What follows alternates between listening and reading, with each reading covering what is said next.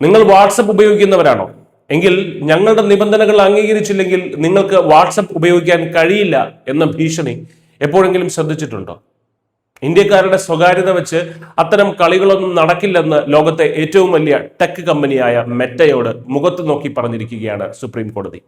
വാട്സപ്പിന്റെ ഭാവി തന്നെ തീരുമാനിക്കുന്ന നിർണായകമായ ഒരു നിയമ പോരാട്ടത്തിലേക്കാണ് ഭാരതം കടക്കുന്നത്. മെറ്റ എന്നാൽ വാട്സപ്പിനെയും ഫേസ്ബുക്കിനെയും നിയന്ത്രിക്കുന്ന കമ്പനി. മെറ്റയുടെ ഡാറ്റ ഷെയറിംഗ് നയത്തിനെതിരെ അതിരൂക്ഷമായിട്ടുള്ള വിമർശനമാണ് സുപ്രീം കോടതി ഉന്നയിച്ചിരിക്കുന്നത്. 2021 വാട്സപ്പിന്റെ സ്വകാര്യത നയം ഉപഭോക്താക്കളെ നിർബന്ധിച്ച് സമ്മതിപ്പിക്കുന്നതാണെന്നും ഇതിനെ ഒരു നിർബന്ധിത സമ്മതം അല്ലെങ്കിൽ പ്രേരിത സമ്മതം ആയിട്ട് മാത്രമേ കാണാൻ കഴിയുകയുള്ളൂ എന്നും കോടതി നിരീക്ഷിച്ചു. ചീഫ് ജസ്റ്റിസ് സൂര്യകാന്ത് അധ്യക്ഷനായിട്ടുള്ള ബെഞ്ച് വ്യക്തമാക്കിയത് ഇതാണ്: നിങ്ങൾക്ക് ഈ രാജ്യത്തെ പൗരന്മാരുടെ സ്വകാര്യതയ്ക്കുള്ള അവകാശവുമായി കളിക്കാൻ കഴിയില്ല. എടുക്കുക അല്ലെങ്കിൽ ഉപേക്ഷിക്കുക എന്ന രീതിയിൽ ജനങ്ങളെ ഭീഷണിപ്പെടുത്തി അവരുടെ ഡാറ്റ പങ്കിടാൻ അനുവദിക്കില്ല.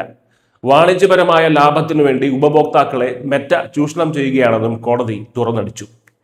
ഈ വിഷയത്തിന്റെ പശ്ചാത്തലം പരിശോധിച്ചാൽ competition commission of India CCI നേരത്തെ മെറ്റയ്ക്ക് 213.14 കോടി രൂപ പിഴ ചുമത്തിയിരുന്നു. 5 വർഷത്തേക്ക് പരസ്യ ആവശ്യങ്ങൾക്കായി ഡാറ്റ പങ്കിടരുതെന്നും അവർ വിലക്കിയിരുന്നു. എന്നാൽ national company law appellate tribunal പിഴ ശരിവെച്ചെങ്കിലും പരസ്യ ആവശ്യങ്ങൾക്കായി ഡാറ്റ പങ്കിടാമെന്ന ഇളവ് നൽകി.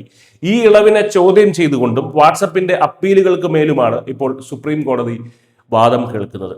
ഇവിടെ ഏറ്റവും ശ്രദ്ധേയമായ കാര്യം സാധാരണക്കാരെ കുറിച്ചുള്ള കോടതിയുടെ പരാമർശമാണ്. തമിഴ്നാട്ടിലെയോ ബീഹാറിലെയോ ഒരു സാധാരണ തെരുവ് കച്ചവടക്കാരന് വാട്സപ്പിന്റെ നീളൻ നിയമങ്ങൾ വായിച്ച് മനസ്സിലാക്കാൻ സാധിക്കില്ല. അതിനുള്ള വിദ്യാഭ്യാസം അദ്ദേഹത്തിനുണ്ടായിരിക്കില്ല.